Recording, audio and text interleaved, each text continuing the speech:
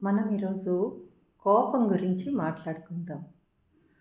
కోపం అనేది ఎవ్వరికైనా ఒక న్యాచురల్‌గా వచ్చే ఎమోషన్. అది కొంతవరకు పర్వాలేదు. అంటే అలంకారప్రాయంగా ఉద్యోగస్తులైతే కింది ఉద్యోగులను క్రమశిక్షణలో పెట్టడానికి, లేదా పిల్లలు పక్కదారులు పట్టకుండా, చెడు మార్గాల్లోకి వెళ్ళకుండా క్రమశిక్షణ పెట్టడానికి తగుమాత్రం కోపం వరకి పర్వాలేదు. ఎలా ఉండాలంటే పాము బుసలు కొట్టేదిగా ఉండాలి తప్ప, కాటేసే విధంగా ఎవరి కోపం ఉండకూడదు. ఎవరి కోపం వాళ్ళనే ముందు దహించేస్తుంది అనడానికి ఒక ఎగ్జాంపుల్ తీసుకుందామా? ఒక ఇల్లు తగలపడిపోవడం అనేది ఒక గది నుంచి మొదలుపెట్టిందనుకోండి.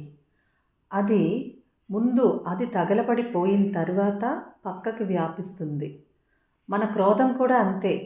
ముందు మనం నాశనం అయిపోవడానికి ఎక్కువ కోపం, క్రోధం ఎవరి మీదైనా సరే పగ, ప్రతీకారాలు ఇవన్నీ కూడా ముందు మనల్ని దహించేసిన తర్వాతనే ఎదుటి వాళ్ళ వరకి వెళ్ళేది.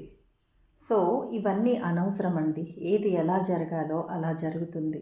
ఎక్కువ కోపం పెట్టుకొని మీకు మీరు నాశనం అయిపోయే పరిస్థితి తెచ్చుకోకుండా అన్ని రకాలుగా ఆరోగ్యం మీద కూడా ఆ ప్రభావం చూపిస్తుంది. ఎందుకంటే బ్యాడ్ కెమికల్స్ అనేది మనం కోపం అనే ఎమోషన్ అధికంగా ఉండేటప్పుడు చూడండి మనకే తెలియకుండా ఒళ్ళు కంపిస్తుంది.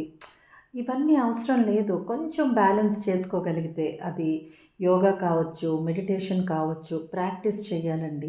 ఆలోచించి అర్థం చేసుకొని పరిస్థితులన్నీ చక్కపడతాయి, అవే చక్కపడతాయి అనే ఒక హోప్‌తో భగవంతుని మీద భారం పెట్టి ప్రశాంతంగా ముందుకు వెళ్తే మీకు, మీ చుట్టుపక్కల, మీ కుటుంబానికి కూడా అంతా మంచే జరుగుతుంది.